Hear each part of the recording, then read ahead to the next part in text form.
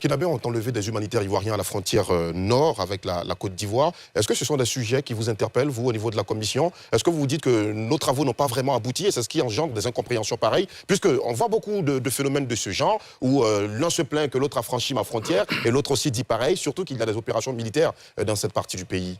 Alors, dans le principe, un humanitaire dans une zone frontalière, même le franchissement d'une frontière assez formelle ne devrait pas poser de problème.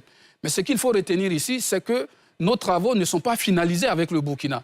Donc, aucun État, aujourd'hui, ne peut se prévaloir d'un tracé formel sur la base d'un traité entre deux États. Donc, il n'y a pas. Donc, en absence de ce traité-là, bien entendu, il y a un peu de spéculation, mais la réalité, tout le monde la connaît. Tout le monde la connaît parce que, au-delà des considérations juridiques, on a des considérations sociologiques, anthropologiques, on a des acteurs de terrain, on a des villages qui sont habités et on sait l'origine de ces villages.